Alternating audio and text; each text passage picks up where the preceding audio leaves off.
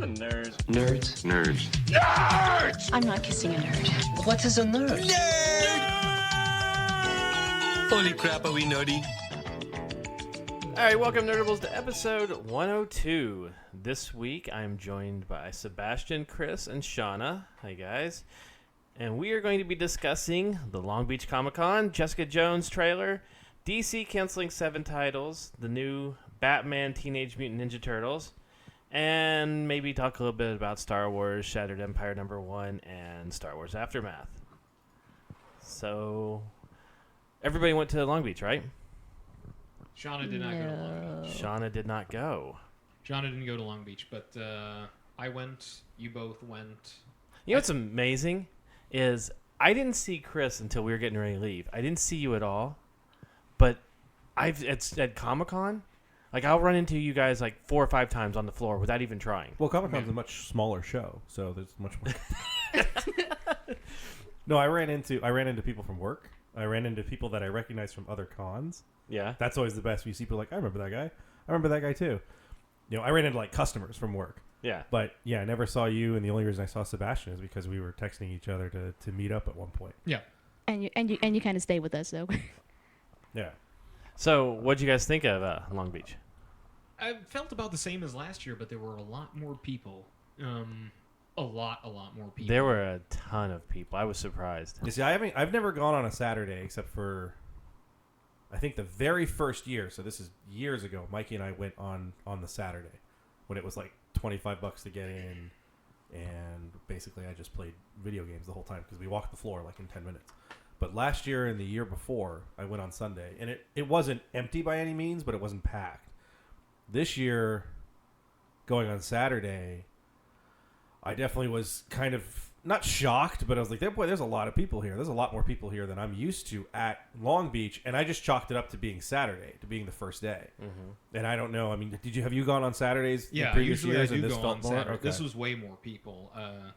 Even just the experience in picking up my tickets. I pre-bought my badge or wristband, and I got there about 11:30 ish, and the line was about 3 hours long.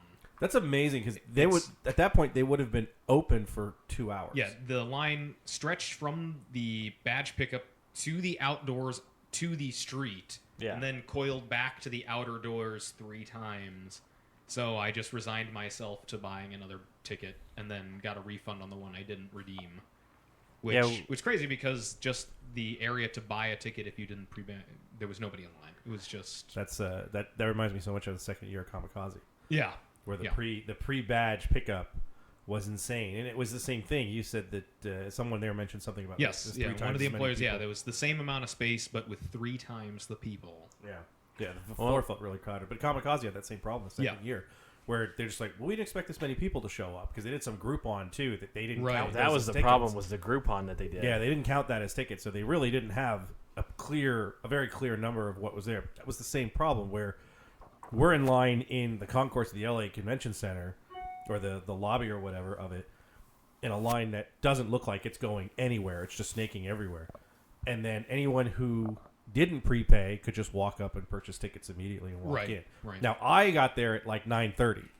So I got there at the point, in fact, it must have been a little bit before 9:30 because when I walked in, the like executive director of Long Beach Comic Con was at the doors with a bullhorn, like, we want to welcome everybody to Long Beach, yada, yada, yada. This is what we're doing today. And we got in line, and it probably was 10 minutes, maybe 15 tops. I mean, at the point, I went with 2 friends of mine, and one of the people I went with, she ran to the restroom, and we just keep moving, and I texted her, I'm like, you better hurry, get out here, because we're getting closer.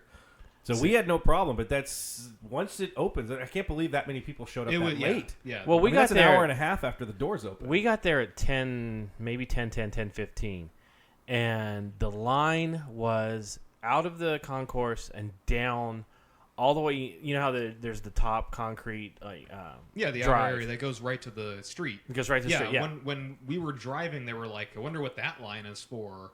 And then when I got there, it's like, oh, it's the pickup line, because then it started to snake. And 3 hours is a little bit of an exaggeration, but a few people who were closer to the doors like, oh, I've been here for like an hour and 20 minutes already. That's stupid to pick up. I mean, the fact that you can pick up badges at San Diego faster than that. Yeah. Well, see, the other problem... and they only had, for the pickup, the pickup windows, there were maybe 3 or 4 pickup windows. That was one of the problems. The other problem was that they had the pickup line going right in front of the panel rooms. So, like, 3 of the big major panel rooms, you had to, circumvent through... You had to go through the people coming in.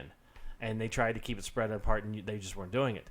Because when we came down, we went to one of the panels, and we walked by the panel rooms at like 12:30 or something, and they were finally just giving out wristbands to people. They had like 4 or 5 different people in there that were just totally giving out wristbands before you even got to... Again, that was kamikaze. Yeah, exactly. That's exactly what it started was. handing out weekend wristbands as they were walking through the line that second year because everyone was so much trouble. Did you guys notice that there seemed to be more people on the concourse than there was on the floor? Yeah, it was mostly cosplayers and people. I never made it back to the concourse. Once we got in, photos. Yeah. Once we got in, it was just we went up and down the aisles. We did this thing where we were looking for stuff. Right. Yeah, and we weren't. We were actually buying things and looking at merchandise and engaging with creators. It was so different than just standing in a concourse taking pictures of 3,000 cosplayers. Right. Yeah. Well, we walked in. We did all of them dressed as Winter Soldier. See, I only saw one Winter Soldier. I saw like 15 of them. That's crazy. It was everywhere. Winter Soldier and Harley Quinn were the 2 big costumes I saw. I saw a couple of the Suicide Squad movie Harley Quinn. I saw one of those. I saw 5 or 6 movie Scarlet Witches. Okay. I didn't see any of those. No, I didn't see any of that. That's what was surprising. And I didn't to me. see. I have a feeling they were all outside. That's but possible. on too. the floor, I didn't see a lot of Deadpool. No. When we were leaving, there was a bunch by some van that was playing like, hip hop music or whatever, and they were all dancing. I'm like, oh, that's where they all are. I did see a Harley Quinn Princess Leia mashup. Okay. That was the first time I've seen that one. So what did you guys think of the floor itself? Better, I think, a little bit. I mean, the aisles made absolutely no sense. The aisles were so crazy. It's that side of it is always so tough because of that huge, like, what's the word? It's almost like a triangle in there. I mean, yes. It's so weird because there's a huge angle on one side.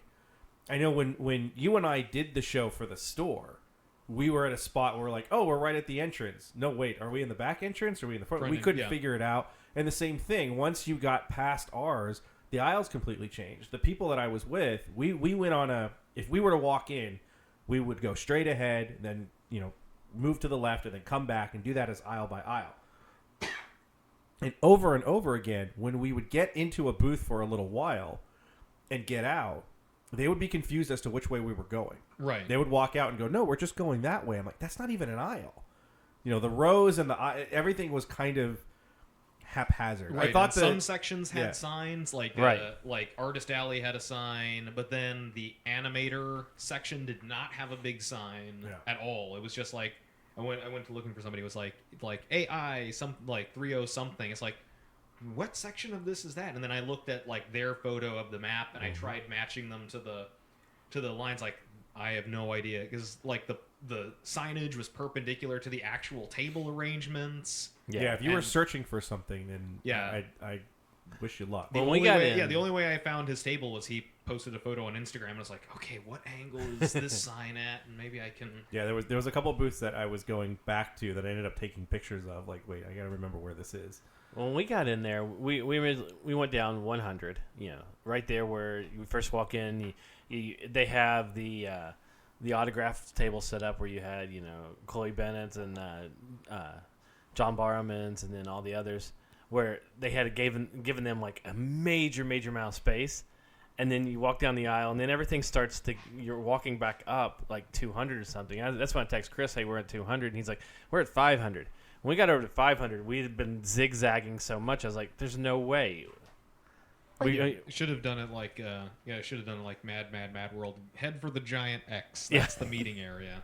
Wasn't there like a map that you guys all had or anything? Yes, or was it but just like... no, because there was a map, but the problem was like the layout on the map, while it was a good general idea, but the signage above, like the signs ran this way and all the tables ran this way. And it also Jesus. was. I don't know if I the love that map on the really, radio, like on a radio show. You're going Yeah, this way and that way. Yeah, the signs were perpendicular to the actual table rows. the way it was going. So if But you I don't think the facing map sign did a good job 300. of the ones where the rows got split. Right. Because this is the same thing that happened at, I think it was Celebration, where you have a row and all of a sudden there's a booth that is right in front of the row.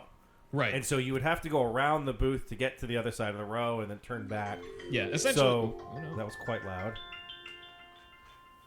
That's the. Let's just stop and listen to this beautiful Are we music. Are we being visited by fairies? Quick, catch one in a bottle and keep it with you so that you can have. There we go. Essentially, the signs ran north to south and the tables ran east to west, and it made absolutely no sense to try and find anything by those signs. That's so annoying. Yes, it was annoying. It's like, oh, it's table 365. Okay, here's 300, but the tables right around this sign are like 400 and 200. Yeah. I think it's funny. I think it was Art Adams' booth or table I walked past, and it's like he's just sitting there chilling. You know, like no one knows who the hell he is. Like Marv Wolfman was the same. Was the same thing where it's like, hey, it's Marv Wolfman. Well, they're not cosplayers, so nobody knew what they were. Right, and I felt bad. Like, by the end of the day, I saw people bring stuff for like Marv Wolfman, but during I just walked by his booth, passed me, and I said, "Hey," really fast, and it was just like. It's like, he's my creator of Teen Titans, Yeah. you know, creator of Blade and amazing characters, Black Cat, you know, nobody. But Chris is right. Well, I mean, if you go by any of the cosplayer booths, and it was just ridiculous. Well, once they finally showed up, we had passed by those early. We were there like at 10:30 when I passed by the major ones that have this huge their internet cosplay presence. corner, yeah, And they weren't even there. There was one of the major quote unquote names. Well, the there Tenant one at 10 o'clock or whatever, 10:30 when we walked by, but everybody else just didn't show up. I always make that joke on Sundays. You can tell which artists want to make money and which ones don't, because the ones that don't want to make money, they're still hungover and they haven't made it to the show. yeah. When you walk Artist Alley in San Diego at 9 a.m. Oh yeah. on a Sunday, and it's fantastic. Drunk. You know, they've got stuff laid out and there's a tarp over it, and they ain't there. Well, the year that I helped you guys with the shop down there, it seemed like Artist Alley was laid out a little bit better. Of course, that was on the other side of it too. They had last year. It seemed like it was just laid out a lot better. Yeah, well, that's 4 years ago now. Yeah. I think. Last year, Artist Alley was like a big square. It was weird because I just remember looking at it and this is bizarre. And Artist Alley was. I can't even describe how kind of odd it seemed to be to me versus this, where it was definitely a straight row and row and row. I mean, by going row to row to row to row, I didn't have a problem navigating because I kind of knew in general vicinity which way we were headed. And there's one part where we got screwed up because the booth that was behind us was a long booth that covered the entire aisle. Yeah. So we walked down I know we've seen this booth before, but that's because we went around in a circle. And then there were like 3 or 4 Pop Funko booths. Yeah, a lot of booths that looked very similar to each other. There was That tends to less there than WonderCon. WonderCon was the one where I first came up with the idea. I'm like, they should just take all the guys and put them in a circle. Everyone who sells Pop Funko Vinyls. or just Pop Vinyls are in a Funko circle corner. in which Exactly. all of them face inside, and you walk in and go, I'm looking for the Wall-E Pop Vinyls. I have it for $10. I have it for $9. Just do an auction right in the middle. It'd be great. Because they all have the same things. You I mean, have only a Artist few of Alley, them you have Funko Alley. None of them have old ones. None of them have ones that are No, retired. it's always the ones that are readily available anywhere Yeah. else. I don't know. I found like there were a couple of them. I found a couple because there's people that got the ones out of the exclusives. So like the Secret Wars Marvel box, the Miles and the female Thor were in a couple of places, and they were like $25 a piece. One of the guys had the Han Solo and Hoth, the brown jacket, which I don't even know what that's an exclusive to. Yeah. But that was, $14 or $15 over. And then whoever had BB-8 would be 20 to 25. Yeah, there was this one guy that was selling it, and he got very condescending about, I didn't. This is the first time that I've been to a con in a long time now. I didn't wear a Star Wars T-shirt or a pop culture T-shirt. I don't know if this guy just thought that he's just one of those people that are here, that's just kind of checking it out, doesn't know anything. but he was just like, yeah, see, this character BB-8, he the reason he's more expensive than the others is because he is like the mascot of this new Star Wars movie that's coming out. He was the first thing that they showed, and everybody's kind of falling in love with him. And I'm looking at him He's going, not the first thing they showed. I know. I'm looking at this guy, and I'm like, you just fucking talked yourself out of a sale. Because you know what? Beth just kind of laughed at him and walked off. Stop at Hollywood and Highland. The Hot Topic there has like 60 of them. Yeah. Someone just posted a picture like, okay, well, I feel stupid for buying anything on Force Friday because this place is stacked with all of these different pop vinyls. And I look at it, I'm like, how do they have so many BB-8s? That's sold out everywhere. Well, yeah, well, it's like Apple Store is carrying the Sphero BB-8, and I just walked by. It's like, yeah, we got him. Yeah. We got him. No, because nobody thought to go to the Apple Store. Although one of the artists had the Hasbro remote control BB-8. It's actually really big. Yeah, it's like the 9 Target one inches. is much bigger. So I may get that one just for the sake of its size. Yeah. Not even really care about. Yeah, I driving don't think the head is it detachable like the other. It is. Is it? Yeah. I asked him. He's like, oh yeah, we had the booth. It was nice because she had it was like her and two other people sort of running it, and he brought his BB-8 because she had done a BB-8 art piece for the booth. Right. But yeah, he's like, no, it's basically just like the Sphero, but instead of using your phone, it comes with its own wireless controller. Have you noticed that they are putting out a lot of RC Star Wars vehicles? Yeah, and it's I just saw an ad today at Toys R Us. Yeah, somebody was flying around one of the Air Hogs quadcopter. Yeah, Millennium Falcon. Yeah, there's an X-wing version of that too. Yeah, it was really cool. Yeah, I'm like, I think it's more like the plane or whatever. Yeah, you just gotta find some place to throw it. So speaking of picking up stuff, anybody pick up anything at Long Beach? I picked up a sketchbook from a mutual friend, Justin Rodriguez. He's an artist, and he also does freelance production design work for animation. I always run out of money before I go back to his booth and buy something. I feel bad every time. Yeah, I always want to get something from him, and I'm like, getting something. I gotta wait. I just added some more sketches to my sketchbook. That was the big thing. There was not a lot of exclusive merchandise there that, really at all, that I. I don't know if there's anything con exclusive. Yeah, that's. But what it's I also there's not a lot of. There's not a lot of stuff that I can't find in other places. Yes, yeah. I ended up buying one of the Tamahashi SH Fig Arts, the Vegetto, because I had it for $30. Yeah, I'm like that's $10 under what, or $15 under what Tamahashi sells it on their own. And then I picked up a couple of action figures, some G.I. Joe stuff that was there, and I think that was it. I didn't pick up any trades or anything like that. Like it was a show to walk around, and it was more because I brought two friends of mine. I brought Nora and Courtney, and it was more for them. They bought a whole bunch of Transformers, and they got some loose Star Wars figures and stuff like that. So it was more of just kind of going through the con with them and having a good time. And then we went to Johnny Reb's after, which is always the best part. Nice. Yeah, those, especially the smaller conventions, rarely do I go by and see something that I desperately need because I've missed it or I can't get it anywhere else. So at this point, it's just like, oh, I got 3 sketches. I'm happy. I kind of, having a sketchbook is actually a really nice feeling. It's like, oh, I got something very unique at the show. And it's probably easier to do in smaller shows like that, too. Yeah, it was. But in terms of... Wow. In terms of a smaller show, though, like you mentioned, it was way in easier. a year, but in the sense that in a year, it's grown in terms of its audience so quickly. Yeah. It's definitely... All of these shows seem to be growing at such an exponential rate. There was that report last year that this is the fastest growing industry related to entertainment. These pop culture cons are just exploding. And as they try to keep up with everything else, these very specific, comic conventions or geek conventions or pop culture conventions are just, it's people can't get enough of them. It'll be fascinating when the bubble bursts. It'll be weird when a bubble bursts. I'm not gonna doom and gloom or say it's gonna happen, in the next couple of years. But it's like anything, it's hip to be square right now, and it's a bit of a fad. And and when it does happen, when that bubble does burst, even Steven Spielberg was like, look, we all are making superhero movies, but there's gonna be a day when they're not gonna be interesting anymore. Just like, big heavy sci-fi movies used to be very popular. So it'll be interesting you had to action see. movies that then fell apart because they couldn't take themselves Westerns seriously. were like that. Yeah, it'll be fascinating to Westerns, see, because part of me does wait for the day the nerd apocalypse happens, because I do want to be able to go back to the larger shows. Will that happen before the zombie apocalypse or after? Or I will really, that be the cause of the zombie? To be completely honest, I don't think you're ever going to get back to that. No, No. Look, Long Beach is always going to be a show, It's a pipe and it's dream. going to be Yeah. a decent size.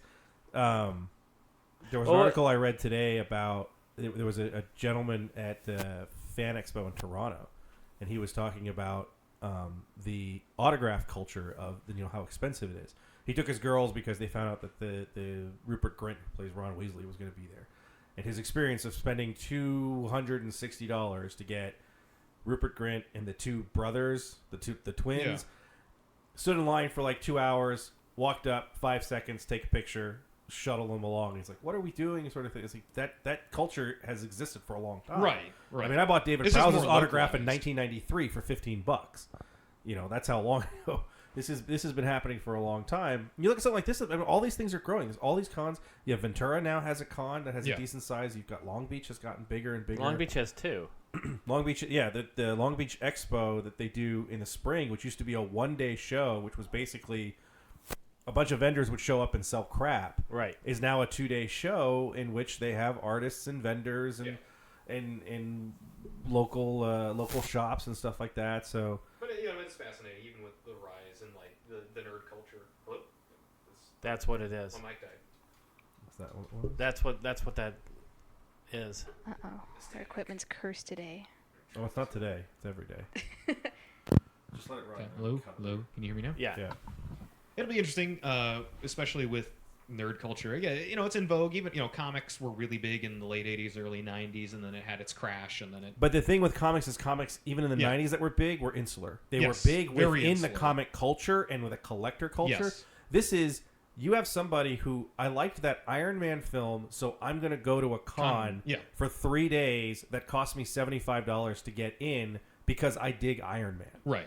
And that's where this culture is so different. Yes. And you have something that you've never had before in this cosplayer culture in terms of celebrities, whatever you want to call them. E-celebs. Whatever it is, that didn't exist. You used to No, it go didn't and go. I mean, exist. I remember when seeing a Stormtrooper was still exciting. Oh, because yeah. there was Yeah. only like 10 of them at Yeah, Comic-Con. exactly. Because And you go like, oh my god, you made your own. This is awesome. This is amazing. And now, 501st walks by, you're like, whatever. Well, now if you don't- it used to be so price restrictive to even see those costumes for people to make them. Yeah. But it is totally fascinating because I mean, even like a year and a half ago, 2 years ago, there's still like that growing cosplayers are ruining cons because people are going to see them and not the artists or writers anymore. It was a big sort of kerfuffle about it.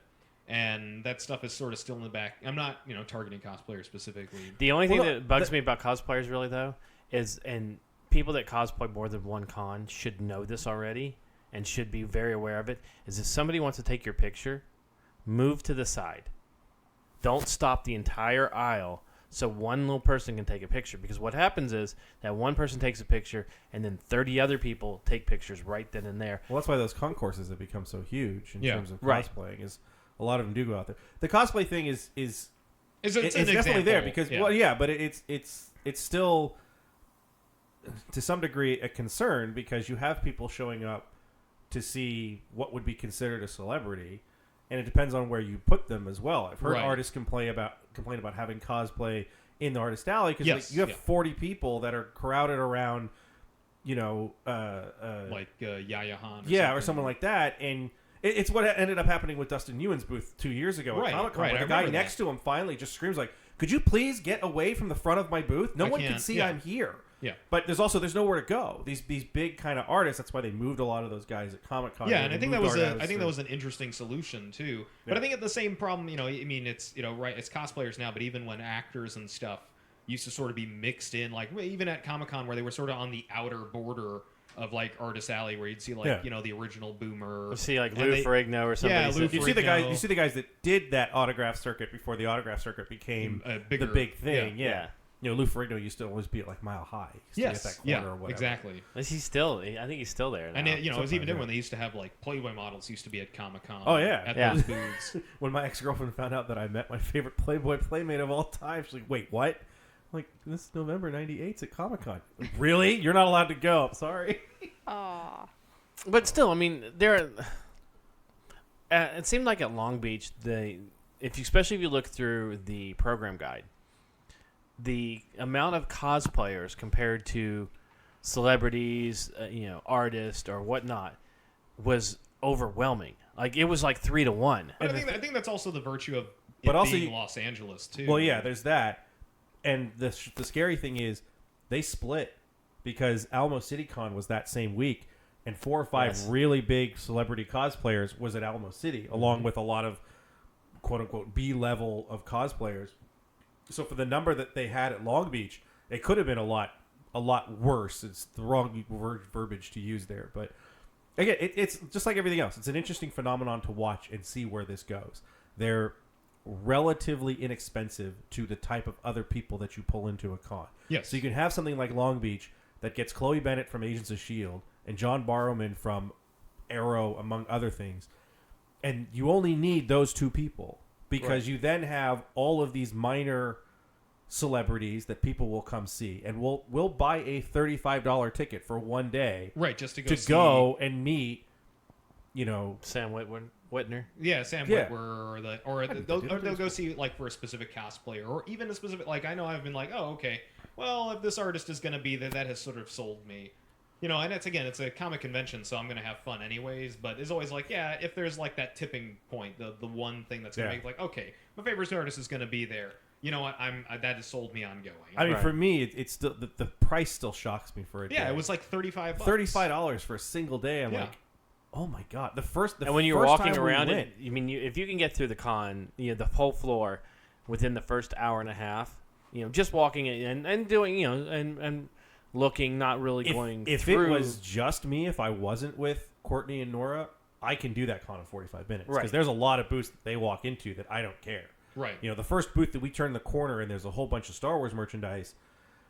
Courtney's interested in it. I'm just kind of standing there like I've seen all this. I don't need to worry about any of this. I have most of this. Well, it's the new stuff, and I know for the stuff that was quote unquote released on Force Friday, I bought what I wanted, so I'm good. And so for me, it was going through a couple places with comics and trades and. Well, I don't think I looked at one trade while I was there. I flipped through a couple places, but I stopped by Pulp Fiction, but I didn't really. Well, Pulp Fiction doesn't bring anything anymore. Yeah. They used to use that show to get people to buy stuff there and then go to Pulp Fiction later. I went to Pulp Fiction on the way home, and they said the woman that was there said it seems to be. She's like, I don't understand it either. I think what they're doing is they're trying to make people come to the store before they go home. Because it is. It's like 15 minutes from the con. Yeah. So I still wish they didn't put that laser tag arena and just spread things out a little more. Because that's like... Well, did you notice there was a nail salon in there? Yeah. What? Yes. They were selling like these nail imprints. Like the press-on... Well, no. Which it's here's the surprising thing. Well, we ended up buying it. I'm surprised he's talking about the nail salon, considering they also were selling booze. Yes. No. Well, Yeah, we were right. More than one place, right and next the to- lines were so long. Like a celebration when they have like a bar Yes. exactly. every couple They had yards. they had But the this is booze carts. at 10 o'clock in the morning. People were buying their alcohol, and Yes. and my wife looked at me and goes, "Really? Yeah. Before noon? At least wait till noon to do it." I myself It's ran noon into somewhere. at least 3 drunk people. And then my friend Andrew went, and then some other drunk guy's like, yeah! Do you think that something like that would be acceptable at Comic-Con? No. Do you think they would do that at Comic-Con? No. Yes. No. I think they will. I say... there is a lot of money to be had there because that's very true. If and I a say soda no that costs them tentatively. 25 cents, they're going to sell for $7. Can you imagine what a beer is going to be? A bottle of beer is going to be $11.50. Can Comic-Con do it as a non-profit, though? Yeah. I said no tentatively because here's the thing, there are it's a way too many non-profit. cosplay is not consent signs for them to allow drunks in the Yeah. convention center. The thing is, the vendors within it, that's a contracted thing. Yes. That's the convention center contracts. So they don't have to have the your- license or the insurance. That has to be with the vendor that they Well, no, contract. it's the San Diego Convention Center is contracting who sells food and drink there. Right. What I'm saying is the San Diego Convention Center, if you have, food company A and food company B, and food company B is telling you, we're going to underbid. You don't have to pay us as much as food company A because we're going to make more money because we're going to sell alcohol. So you only have to pay us $1 million, whereas food company B is saying we need $2 million because we have to, we have to just split the thing. if the first company is going to underbid because they're allowed to sell alcohol, they're going to do it. They're because the convention center. This is why the money why the tickets went up so quickly. The convention center keeps charging more and more and more and more and more and more. They're not a nonprofit. SDCC as a comic convention, or CCI is a nonprofit. Claims to be a nonprofit. Yeah, There's but the convention center, Non-profit. the convention center and the San Diego Board of Tourism is not a nonprofit. They're looking for the most money they could get. Right. Okay. So I think you could. I don't know if you will anytime soon. But I was shocked that if they did it at a celebration, they could do it at anything. Yeah. No, that's very true. I say no because for me, it was just one of those things like we went to, did we go to WonderCon or was it Celebration where we got handed like cosplays not consent? That was at WonderCon. Well, like WonderCon, we pick up our badges and it's like, oh, here's a packet with your brochure and everything. I know. Don't touch no butts. Stop touching all the You butts. harasser. Here's a thing to let you know not to harass. You're Yeah, the only person that got that, by the way. Oh, okay. Well, You guys didn't get that? No. Well, Sebastian has a camera, so. yeah. Oh, that's right. It's like, oh, creepy photographer. Sebastian. Here you go. Yeah. Okay, so Okay, so take off your skirt and let's see pictures of you. let's go around the room real quick. Let me set up my lighting, which, oh my god, that's the other thing that I like. Look, if I can take pictures in the low light of the Long Beach Convention Center, they got to stop other people from bringing their trolleys to. Yes. Like, can I get a picture of you real fast? Stop trolley, pull out lights, pull out their. Well, that's exactly what Rich was talking Their about. That happened wireless on Artist flash. Alley. This woman in something. There's like 4 semi-professional photographers that are now in this semicircle on the other side of her. Like, okay, hold on, look at me, and I just felt like, guys, can you just fucking move? Right. Just move out of the way. Because I was telling we're a friend of mine. move the fuck out of the way. Yeah, Come on. I was telling a friend of mine about it. He's like, what? That seems kind of ridiculous. And then we walk by. He's like, see all that lighting set up? He's got an empty cart right behind him. And just like, okay, let's, it's like, all right, I'm done. Pack everything up, drag it along until he meets the next guy. It's like, dude, come on, that's a fire hazard. So I saw the biggest faux pas for a con at Long Beach, though. Someone selling comics? No, it was a woman pushing her dog in a stroller. What? She brought her dog into the convention center In a stroller. in a stroller. Oh my god. Jeez. I'm like, if I would see you at It wasn't Comic Ace the Con, Bat Hound, was it? no. That one we Oh saw no, at the end of the that day. one, dude. This woman had a dog that was bigger than you, Sebastian. She was believe dressed as she was cosplaying as Poison Ivy, and she had a Mastiff. And it walks by at one point, and I looked and I was like, "Is she cosplaying as Ace the Bat Hound?" Or so we ended up buying literally larger than you. It was huge, and it was only a year and a half old. It was still growing. Oh god. That's what happens when you genetically engineer dogs with the gigantism. Okay, so let's figure. This is a question I wanted to find out from everybody. Shauna, how many cons have you been to this year? Let's see, let me count. So I got WonderCon. See, I got WonderCon. Got Celebration, Anime Expo, Comic Con. Did we go to any earlier in the year? D23. D20. Yeah, D23. That might be it for me. Sebastian, I've got 5, and then so far. so far. But then Kamikaze's coming up, Mm-hmm. so that's the last. That'll be one. 6, yeah. Yeah, that'll make it 6. Chris, I think I only have 4. WonderCon, Celebration, Comic Con, Long Beach. Long Beach for a day, and Kamikaze, so that'd be 5 total, which So is I- actually really low for me. I have 5, and then a 6th one coming up with Kamikaze. Has anyone gotten con shock yet? And just like said, okay, I'm getting to the point where it's. I only go to most of the conventions for apart from Comic-Con. I usually just go for a day, so I don't tend to wipe myself out. So that Yeah, not also, me. it depends on who you go with too. Yeah. I mean, like I said, if Courtney and Nora were not going, I wouldn't have gone. There was no reason for me to go. It was they were supposed to go, and then they said they weren't going to go, and Nora could have had to work. It's just a whole thing. And I said, if you want to go, just go for a day, because they tried to make it as like we got to cosplay and we got to get a hotel and we got to do this. And I'm like, why don't we just go for a day? Let's just go and just let's just walk around and shop. And Have fun. they went. They're like, oh my god, this has been great. And we left early enough that drove down to Johnny Reb's. Got dinner, made it to Pulp Fiction, walked out of Pulp Fiction with a couple of books, and got home at a decent time. Like, this is very different. I said, this is kind of what cons in Southern California are. That year that we went to, the first year that we went to Central City, or Central Coast, or whatever, the one in Ventura. I mean, that was the same thing. We showed up for a day, no big deal. Mikey and I used to do Sundays all the time. Do Long Beach on a Sunday, do Long Beach Expo on a Sunday, would do the shrine once a year just to basically look for stuff. Okay. So, Did anyone stay at Long Beach till the floor closed at 7? Yeah. You did? Yeah, I did. And it was all right. I mean, because we went to lunch in the afternoon around 2 or 3. But it was just, everybody sort of went and did their own things. Like, we all sort of like, okay, what do you want to go do? And then one of my friends was like, he just moved. So he's like, I'm looking for posters or lithographs to put up. And he sort of took the time to, like, look around and try and find good stuff. Me is like, okay, hey, you want to do this, do a sketch in the book? Okay. Leave my book down and just walk around and took photos. Did anyone do any panels? No, the only one that I did that was sad that I missed, like, they had like a JPL panel at Long Beach. That was it was a big thing for the science thing. I missed the they had one that had voices from the old G.I. Joe cartoon. Yeah, I saw and that I too. saw it and I circled it and I wanted to do it and I kept watching the time, but right away because it started at 1 and like 12:45 we were like right in the middle of something. Like we must have been in booths that Nora and Courtney were really interested in, where it just, I didn't feel like it was time to say, hey, I'm leaving you for about an hour. I'm going to go up and do a panel. And it was also like, this is the longest I've been at Long Beach since the first time we were there. Okay. Besides working it? Yeah, I mean, in terms of a thing, like the last 2 years that I went with Mikey, we finished that. We can finish that floor in 2 hours. Yeah. Because again, like we walk by something and it's a bunch of toys. Mikey isn't looking for that. Last year, that's not what I was looking for.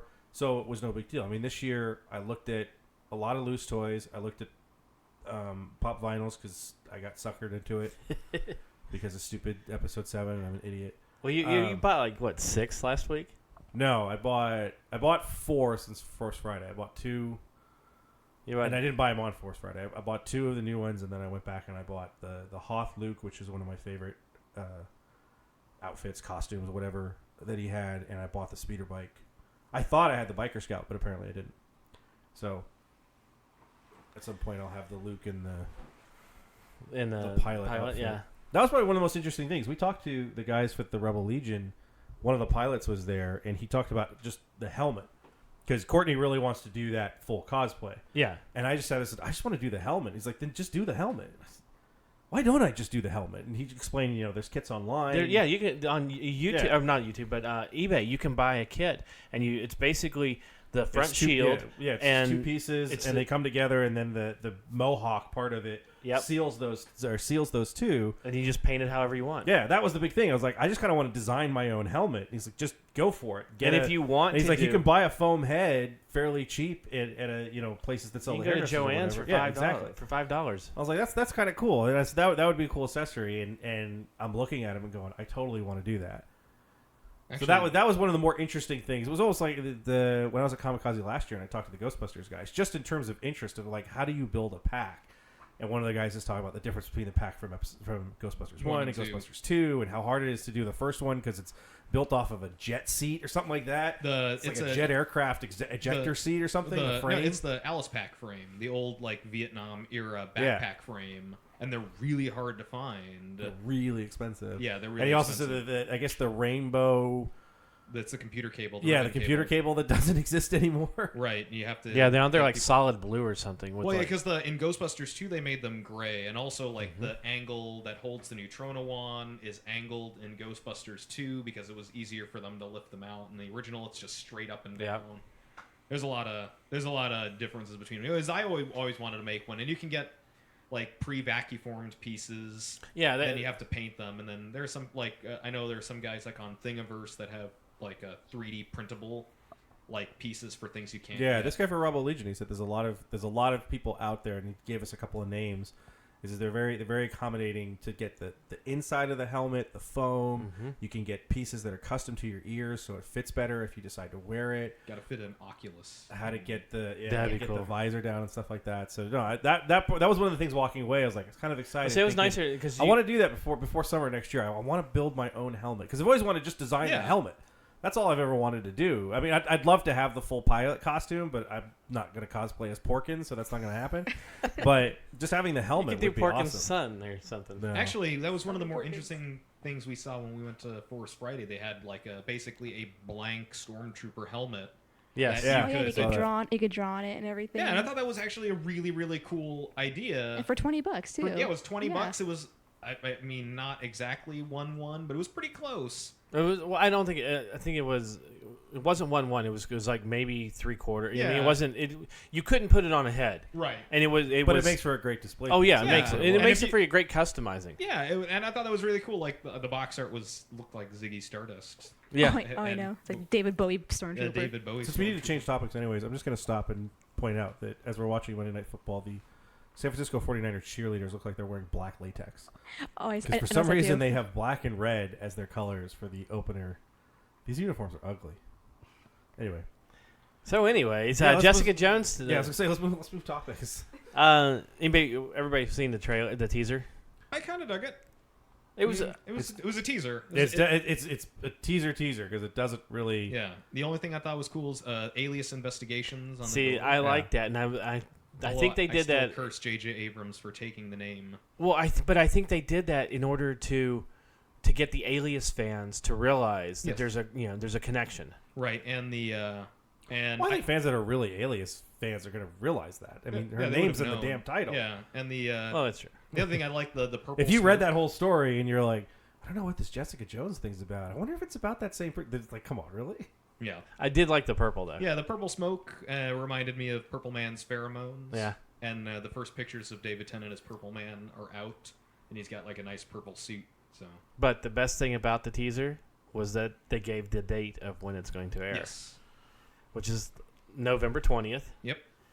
I'm excited. I I'm think- excited, especially after Daredevil. I have high hopes. I'm gonna be tempered about it, but I'm not worried at all. I think they did a great job. It's the same team, so Yeah, between that and some of the quotes that came out after the shakeup last week of Kevin Feige and everything, where they said the TV is going to stay the same, and some of the TV guys came out and said we don't have anything to do with the movie universe, and we're never going to tie ourselves into it in any Yeah. really meaningful way other than You're gonna say- be it's aware. already loose. Yeah. Like especially with like Daredevil season 1, it like just they talked about the alien invasion of New York and that the city's Yeah. still under repair, and that was sort of the overarching theme, and that's good enough. and for that, me. that definite idea that Agents of S.H.I.E.L.D. is not, it's obviously something that's, it's TV in terms of It's it's shunted on, to the it's shown side. on a TV, but it's totally different. It has its connections to the Yeah. movie verse, obviously. The Lady Defenders- Sif's been in it or whatever. Yeah, the But Defenders this won't is- mean anything until We're they gonna get to we're the gonna do movies. this, and this is it. And I like that because it can be much more insular, Yeah, and you have yeah. something where you're really concentrating on just one piece, and you don't have to shoehorn anything in. So. Yeah, that's why I like it. And the Defenders won't mean anything until they get their own show, and then they make their appearance in the Avengers like Yeah. they're scheduled to. That's it. That's fine. It's nice because even the stuff for Daredevil with Punisher, really Yeah. cool stuff. Speaking about the movieverse, Rachel McAdams confirmed she's going to be in Doctor Strange. Who is McAdams? It's McAdams. McAdams. McAdams. McAdams. McAdams. You said McMadams. It's McBadams. That's how bad she is. The girl I mean, from Mean badass. Girls. Yes. Yes, 'cause that's what people remember her for now. That's what I remember her for. Yeah. I She like was in the that. That's a great Notebook. Notebook, and Okay, then it was she the did- Notebook. That's what made her a star. I'm trying to think of. Oh, she's in what the heck is the? Oh, Wedding Crashers. Yes. Yeah. And wasn't she in House by a Lake or something? One of those Something like others. that. The Mean time Girls is one of my traveling favorite movie, Lake House. Lake House, I don't yeah, know whatever it Well, what was. the hell it was. When you get that cat, they haven't said who she is yet, but the speculation is she's night nurse, which is kind of this semi-romantic relationship with Doctor Strange. And it's good when you see that, when you have someone who's cast, and before anybody says anything, you look at it and go, she should be night nurse. And that's kind of like a good casting Yeah. to me, where you look at it and say there's something about it. It's kind of like Martin Freeman when he was hired for Civil War and nobody knows. And I look at it and go, that character from Christopher Priest's run in Black Panther, the attaché for the United Nations, Right. that's who he should be. And who knows who he is, but if that's what it is, we go like, that's a great Yeah, that's casting. that. They Yeah, pick that's one somebody of those that very subtle. you kinda kinda get it, casting yeah. That, Well, there was a meme that was out this week of the new Spider-Man, and it showed like, I'm not worried about being the new Spider-Man. Marvel's casting hasn't been wrong yet, and it's showing like all of the pictures of the different characters, yeah. the different actors as the character, and it's like, they really have been pretty spot They're- on with each one of them. Yeah, I mean, apart from things here and there, it's like Edward Norton. I think I like better as Bruce Banner than I do But Mark Ruffalo's Ruffalo, not. but he's not a bad choice either. So no, that's I would agree with gonna be the secret reveal. You I brought that up. said it yesterday. I said the secret to like Infinity Gauntlet or something or Civil War is you're going to see Edward Norton as Bruce Banner and the Hulk, and he's the Ultimate Universe Hulk that had shunted over, and it's like, hey, you get the best of both worlds. Speaking of best of both worlds, We're talking about next gen now. no, but apparently Apocalypse is starting to look more like Apocalypse. Yeah, they did their color corrections on him. Yes. And, if you notice, also there was one picture that Which, Bryan by the Singer way, I just want released to point out that had when everybody said that, or like she's purple, it's probably maybe they just haven't finished his coloring yet. Right. And they I also, said it that week. I but said, it looked maybe like he has the lines for the around the mouth now that he didn't. I don't. have in Yeah, one I picture. don't think those pictures were done. No, they were set photos. Yeah, they're and not that's what, like, properly lit. yeah, they Everyone's don't like have the freaking thing. out, like I have a news jokes, but it's like, yeah, but it's not finished yet. And But they also- I think it may be something where the blue on camera doesn't look good, so Right. you shoot the purples because you're able to fill in the properly blue later. light it, yeah. Or if you're using green screen, doesn't blue pick up Yeah. also? Yeah. Where Well, it's just gonna it's like with disappear, R2D2 when R2D2 was filmed in the back of the X-wing on the blue screen, they colored his blue black Exactly. because the blue wouldn't show up on the blue screen. Right, it Right. would just show right through. It looked like he had holes in himself. Yeah, they also digitally erased his pupils. So Yeah. he's got the white eyes. It's like, yeah, guys, like, There is such thing as post production, you guys. right? Yeah, There's that's things when in it came out. post-production. We But it did when they you have to be honest. The first pictures did look like a Power Ranger villain. 'cause that's, like, look, that's the thing is like he can still look like say what people could say what they will about like the coloring. Like, sure, if there's anything to complain about, it's like he's not like a massive giant mountain of a mutant monster man. So like, But yeah, again, if they go with the original idea of Apocalypse was a bit of a shape changer. yeah, So exactly. he could change his size, so maybe we'll get that at some Right. point or whatever. But that freak out when they saw that picture, I'm like, guys, it's just not done. Right. It's like, know. does it look great? No, but it's also one of those things where it's like It's not at done least yet. It's Yeah. not done, but he also like at least it keeps to the Egyptian themes. His costume looks like one of the Jaffa from Stargate. Yeah. It's got all the cool lineage. Well, and people should have been small more upset details. about that then. Yeah, exactly. It's like, oh, he looks like So, from Stargate. Sebastian, Yes. as a Godzilla fan, as a King Kong fan, are you excited that King Kong will now be filmed, or the production company will be Warner Brothers? No, because it doesn't excite me at all. One, because the last King Kong movie I didn't care for, but I also didn't care for the one before that either, the Dino De Laurentiis one. But this one's going to be the prequel. It's all going to be Devil's Island. Well, Let them fight.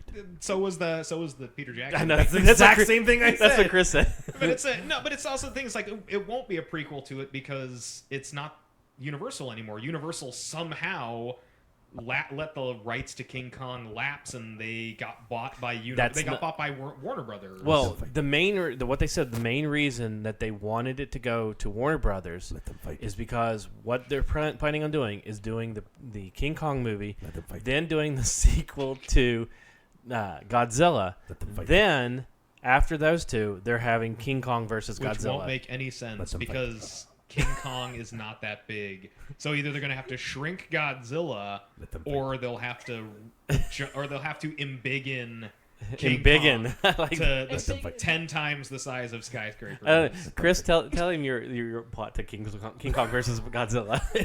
It's just 45 minutes of Ken Watanabe going, these are two primal forces of nature. Let them fight. Why? Because. And then it's 2 seconds of King Kong, and then you see 2 seconds of Godzilla. Let them fight. Let them fight. And then as they start to come close together, to be continued. That's the end of the film. After Yeah. 45 minutes. And it's also one of those things like the Godzilla movie wasn't that good, so Right. No, Godzilla was amazing. That whole thing where Aaron Johnson puts his family in danger for no reason. and it's things like the payoff is like you want like there are really good actors in it. Like the beginning of that movie is fantastic, Yeah. and even the fight's fantastic. The fight's like 15 minutes long. The setup for that film is pretty good. Yeah, The here we go. We're gonna talk about Godzilla again after a bunch of times that we've done it before. The marketing for that film ruined it by Yeah. showing that first monster, the Motu, yeah. because if you watch that film the first time and you don't know what's in the pit, you're like, oh, we're gonna get Godzilla, and then these like weird tentacles Like things, and spider you're like, creature. what the heck is this? Yeah. You would forgive some of it, and also obviously Bryan Cranston's character Yeah, dies they way sold too him. early. Yeah, they sold him as the lead of the movie. Yeah, They that did. I was Did you ever so read disappointed. there's a cracked article. It was like it was like ways to make terrible films good or something like that. It's like 5 films that one change makes really good. And what they say for Godzilla is the son dies in Hawaii. So it's Bryan Cranston's crusade against Godzilla, who has now wiped out 2 of his family. Or the Motu has wiped out 2 of his family. And it's Cranston fighting against everyone who's trying to kill Godzilla to say Godzilla's the only thing that can destroy this creature that murdered my family. And he's the one that going. would have been so much he's more the one interesting. going. Let them fight. Godzilla kills this insect creature, and then you can do whatever you want. But that thing has to die because it took my wife and it took my son. And you have Bryan Cranston through the whole film. And Like he's that a would great have been. actor. It would have been a much more personal film instead of it just being Quicksilver going. Dude, I can disarm a bomb. Hey, honey. So this thing's coming to San Francisco. It's going to destroy Leave our it. son on a bus with a stranger. He's gonna Leave the son on the bus with the stranger. Call your sister wife and tell her to drop your son off with the bus driver. No, is it like? And then they show. Isn't there like there's like 29 seconds of Godzilla? It's one of those movies. Like it's kind of the movie is just very like meh. In the continuum of Godzilla movies, it's not terrible, but there's it's not great either. So I just go like so if it's a prequel to Peter Jackson's King Kong, like which is not. I think it's just going to be an original film. Yeah, I mean, they've it's not like King Kong. The King Kong story has been told 6 different ways, 6 different times. And I go Well, like, I say prequel, but it's just meaning that it's not going to be telling the story of bringing them to New York and all that. I don't care about that. I don't get the. Well, that's the Godzilla versus. Is Godzilla shows up and they're like, "Hey, there's this giant monkey on this island. Let's go get it." Go get it. And then it just comes and just like, and just looks up and looks up. You got it. I just fuck this, and then just walks away. Like, nope. It's a thing. It's like what it is. It'd be like me fighting, Shaquille O'Neal. Just like well, this is a fight of just. I think King Kong's a little taller than you compared to Shaquille O'Neal as Godzilla. Regardless, King Kong is only like 2. Those of you that don't know what we're talking about. Sebastian can go into the Disney store and fit into kids' clothing, and it's super cheap. So Sebastian would come up to the knees of best. Shaquille O'Neal. Right. Good. I am 5'3" on a good day. And if he stands up really straight. yeah, It's you versus Yao Ming. But it's just like this ridiculous. It's like King Kong is only like 3 stories tall. He can fit a human being in his hand and fill his hand up. Godzilla in the new movies is taller than skyscrapers. Yeah. How is this even? This would just be King Kong getting stepped on by Godzilla in a 10-second fight. Let them fight. Unless they're going to make King Kong as massive as him, then it's like, well, what's the point? Well, that's the part. If you're going to redo the movie, then you're going to have to. The King Kong movie exactly. You will have to do be, like the Japanese Godzilla versus King Kong movie, where the King Kong in that movie is taller than skyscrapers and can. Well, use see what them happens as bats. is in this prequel, King Kong is a lot taller, and he's a lot older when Peter Jackson finally gets a hold of it. So he's Peter shrinking. Jackson's He's like an Kong. Italian. He's like the old Italian grandfathers, right? They shrink as Somehow they I get don't older. think that Kong is going to fight Godzilla on the mainland and go, hey, let's go back to the island where no one's seen me before. So Peter Jackson's King Kong is really son of Kong. Yes. And That would also make that fight taking place in the 1920s. Yes, which again makes no sense. Yeah, it's. Look over there. There's a big, gigantic lizard that's attacking New York City. This just in, gigantic ape creature scales the Empire State Building to jump on top of Godzilla's head. Will his atomic breath take him out? Yes. This is very easy. This fight is over. It'll be like the end of the actual where they just walk away. Have you seen? There's a video going around. It's how Batman versus Superman would really occur, and it's like Batman's like, I'm Batman. Superman just like shoots him with his laser vision, and he turns into dust, and he just smiles and flies away. Yeah. So, speaking about Superman versus Batman, thank you for doing that because that was just completely by happenstance. What do you think of the changes that Warner Brothers is now saying, where they want more Batman than Superman in the movie? Oh, that they've already cut out most of Superman in the movie? Yes. I'm not surprised at all because that's what I thought they would be doing the moment they changed the movie's name to have Batman first was like, well, Superman's getting cut out of his own movie. Yeah. Well, except from the start, it was never going to be a Superman sequel. Now, well, originally they said it was going to be a Superman. originally on the original slate, it was listed Man as of Steel Man of Steel 2. Right. Batman, But Man very of Steel quickly, 2, Dawn of Justice. it became Batman versus Superman. They Dawn dropped of them in. Justice. Yeah. So the moment they made that big name change, I was like, well, Superman's out of his own movie. But Well, the way they're talking is my problem with it is when they announce that, they go, well, we need to establish who Bruce is and what happened to him and why he's not in the bat suit. and what brings him back and all this. And I'm like, this movie's going to be 2.5 hours of an origin story again. And then 3 seconds of let them fight. And then Luther's going to be, hi, I totally screwed you guys over. All of a sudden he's playing by Ray Romano for some reason. My brother. So, Goodbye, Superman. The best segue in history. Speaking of DC cutting things out, DC just decided to cut 7 more titles. Why do they do that? Oh. I got Siri'd by like the White House. They're cutting 8 titles. Is it 8 or 7? 8? It's 8. Is it 8? It's 7 titles that they've admitted are canceled, and then Green Lantern Lost Army is not on the schedule. So let's go over the titles. So they canceled Justice League United, which we'll get back to in a minute, Gotham by Midnight, Omega Men, Lobo, Doomed, Batman 66, Sensational Comics featuring Wonder Woman, and then which were officially canceled, and then Green Lantern Lost Army was just not in the solicits for the month of December. DC kind of backtracked today, apparently, when they were contacted by CBR, saying that Doomed and Lost Army were always intended as 6-issue minis, but they've never been solicited as such. Neither of them say 1 of 6, like Batmite, Harley versus Parley, Harley versus Power Parley. Girl, and then so they canceled those. Batman 66 final issue features art by Mike Aldred. So what's the Batman 66 versus the Man from U.N.C.L.E. then? It's just a new miniseries. Okay. Usually, it's a miniseries. So it's the like the ongoing Batman Okay. 66, which contains single issue or double issue stories, is now canceled.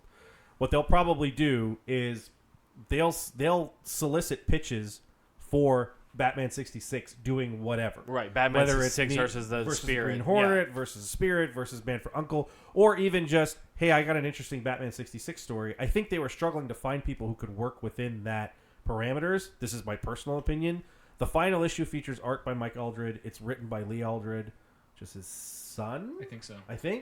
So that'll be the final issue for that. So what you're going to say is anytime that Warner Brothers has a property from an old 60s television show that they want to make sure that they're going to get some extra little push for it, they're going to do a Batman 66 versus whatever that is. They should have done Man from U.N.C.L.E. before that movie came out. Yeah.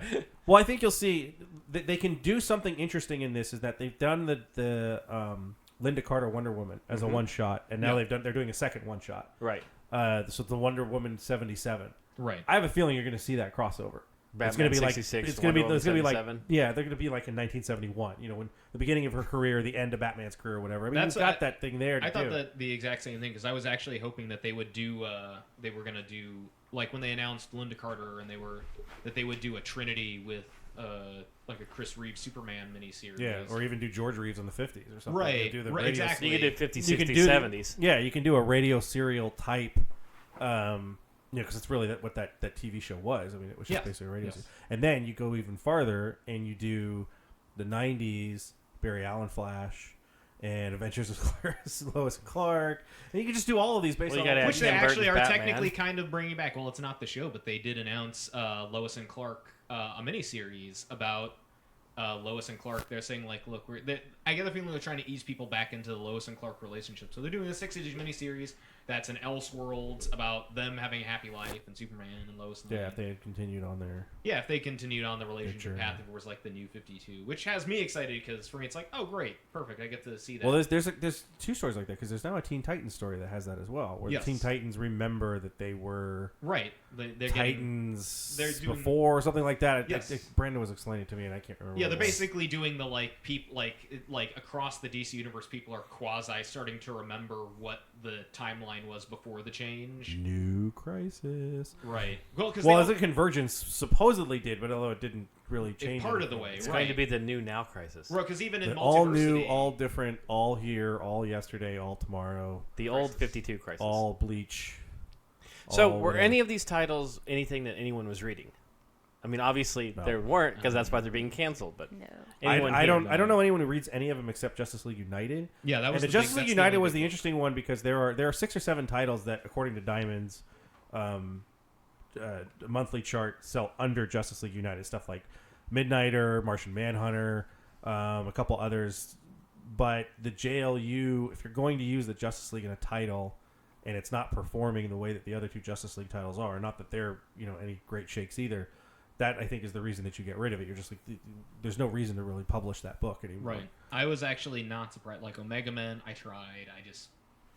Omega Man had an interesting concept. They just didn't sell it very well. Right. And it's from the New 52, from the start of the New 52 on. It's so much of that stuff. Like I was really excited when the New 52 started with Men of War, because it was going to be something.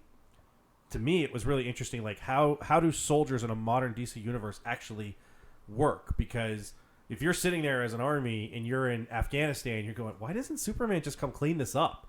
Like, why are we here? What are we fighting for? What are we doing? And that's not what they did. It was, okay, how do they fight Bizarro or whatever? I mean, they had this superpower creature that they kept seeing in like a streak, and then nothing ever came of it either. Well, the second stories that they had in there were more interesting than the original. Yeah, because they were just straight war stories. Right. And that was the thing that they were trying to sell, was this is just either do a straight war story book, do the old Sergeant Rock book, or if you're going to do a modern book, you really have to delve into what is it like to be a soldier in the DCU. Right. It's just, I remember, I thought of this when I was a kid, when I saw like Superman 3, where I'm like, if you're a firefighter in Metropolis, why do you bother?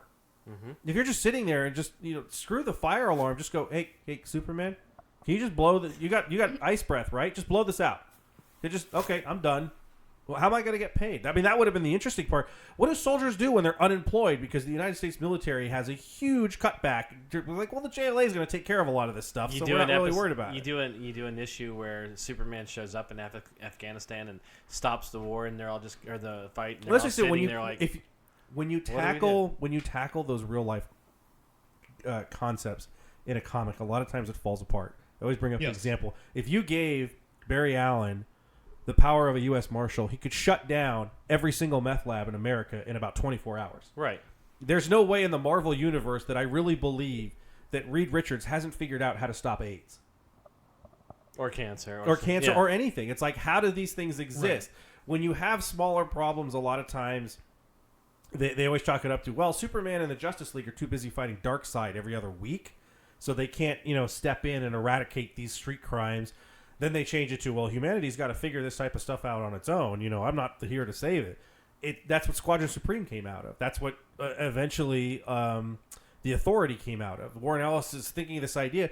If you had a super team like this, they would try to fix the world, because that's what they would do. Right. Like, why? And why not just stop you? crimes. You would also be trying to. Yeah, I mean, the whole idea of Squadron isn't the whole idea of Squadron Supreme. Like, they stop everybody. Yeah. It's like there's no more villains. So what do we do now? Well, let's fix everything. And then once you fix everything, that power goes to your head, and now there's villains because they're trying to kill you. Right. Well, that's why when a lot of people like the Silver Age, Golden Age DC comics, for World War II, most of that stuff was just covers. The interior stories rarely ever dealt with any of the wartime effort, right? Because the management at DC said they felt it would be disrespectful to have Superman come and win the war every week. So you got cool covers of Superman stopping a shell from hitting a boat, or going in and taking out a machine gun nest, or him walking arm in arm with airmen, and that's cool. Well, that's why Captain America had the Red Skull. I mean, you have the great cover of him, in Hitler and everything, punching Hitler, but that's that's it. That's just the cover, right? Yeah, you give Red Skull, you put Red Skull in there, who can be a Nazi, but you know what? He's a different type of Nazi. He's the one that we can go after in this. So it's good we're fighting Nazis, but we're not messing with. We're not trying to say we can win the war. Right. Well, the Cap's easier because it's just a single person.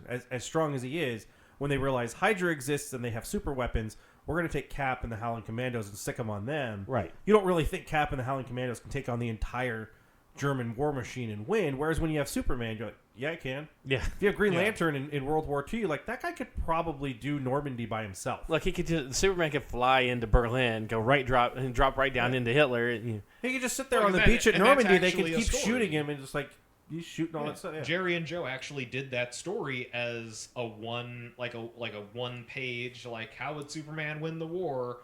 Just to show, like, in a way, because it lifts the spirits of the troops, but another way to sort of show, like, this is why you can't do it, because Superman in 2 pages flies to Berlin, grabs Hitler and Hirohito by the scruffs of their necks, and then just takes them to the UN for trial, and that's the end of the end of the story. It's there's no fight. It's just like, all right, time to go, guys, and the war is over. Yeah, Superman could end the concentration camps Well, immediately. You know, he just walks in and or flies in, takes all the Nazis out, and goes.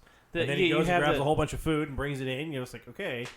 And you have the famous footage of Hitler standing there giving the speech, the first televised speech and everything. Right. All you have to do is Superman's up and hovering above it. He just hits him with his laser vision. Done. The war's over before it starts.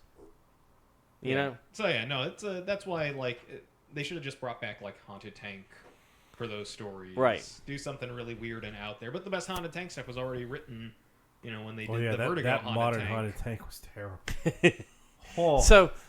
Wow. Oh yeah. So moving right along, and we are kind of doing a real cool segment thing here. Speaking of weird and mashing things up together, Batman and the Ninja TMNT. Turtles. How is that happening? This is the first I've heard about it. They used to do crossovers all the time. I mean, that doesn't it's like but Batman versus Predator. Batman IDW versus usually does aliens. crossovers. If they're going to do anything, it's usually with Marvel, not with DC. Because it's fun. No, I mean, they've been doing DC. Green Lantern Star Trek is doing it right Green now. Lantern Star Trek is Which actually is not bad. right. It's a very interesting story. No, this was the thing that got me excited. I was like, this is cool. So since the Teenage Ninja Turtles are really the inspiration started with Daredevil, which Frank Miller worked on, but of course Frank Miller also worked on Batman. So there's a lot of Batman influence in his Daredevil, and obviously there's influences from both in TMNT. So I'm excited. This should be cool. Yeah, it looks fun. I'm not. They used to do crossovers more often. Right. Yeah, and IDW has been open to these things. IDW has a great relationship with Marvel through their artist editions. Yes. They've been able to, and Marvel has admitted, we wouldn't do these on our own. They're just too expensive. Right. So we're able to license it to IDW, and they get a portion of it. But IDW does all the work. Yeah, they do all the basic. Well, I guess being your own publishing house, that you don't have to sign exclusive contracts with the other big guys. You can do. Well, it's starting to have these sort of things too, because Teenage Ninja Turtles is owned by Nickelodeon. Yes. So they would have had to clear this with Nickelodeon to work with Warner Brothers in all essence too. So it's a cool thing. It's nice to see them do this sort of thing.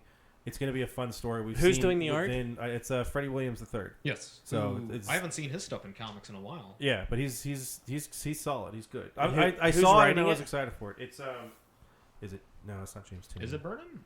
It's not, no, it's not. It's not James Tynion. It is James Tynion. It is him. But so it's definitely worth picking up, though. I think so. It looks.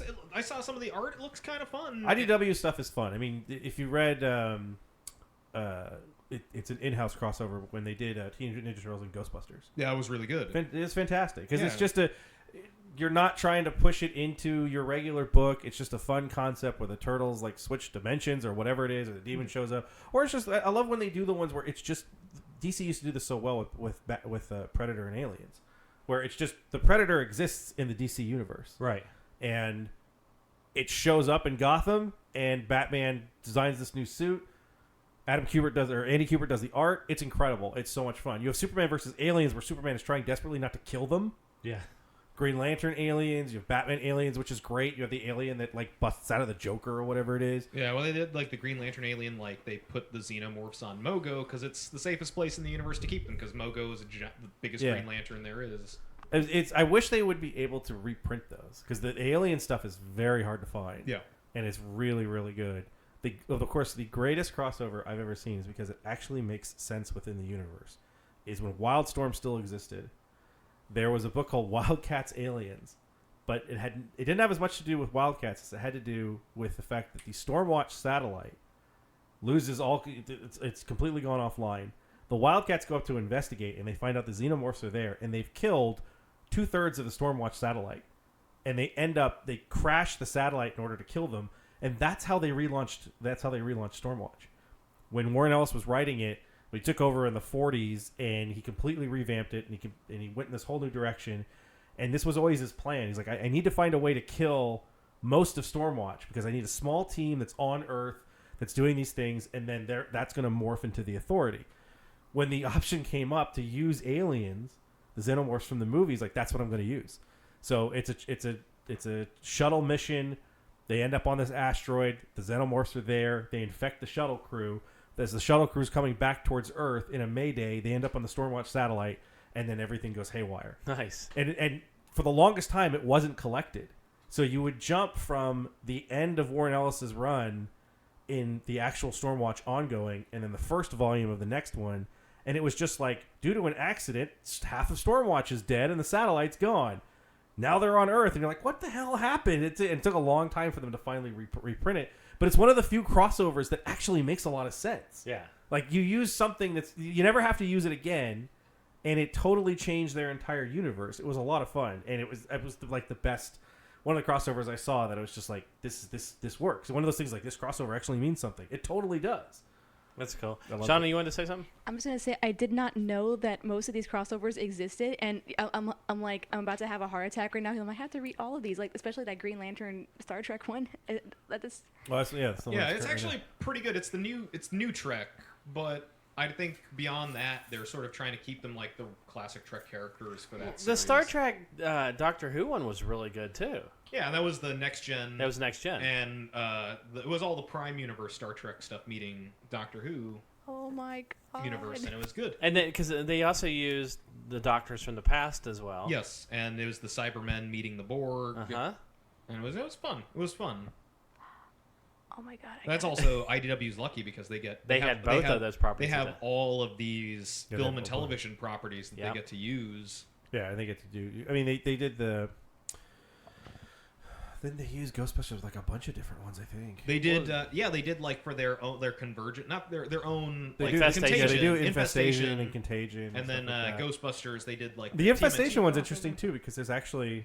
Because they did it with Zombies versus Robots. Yes. That was the universe that they used that infested everybody else. And if you follow G.I. Joe, in it, the idea is that the robot that comes over is what Cobra uses as the basis for their Bat program.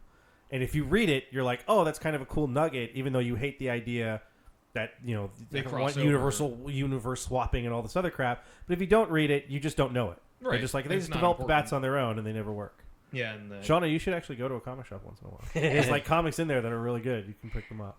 I know. I just have so. I have a huge reading list, and I discussed.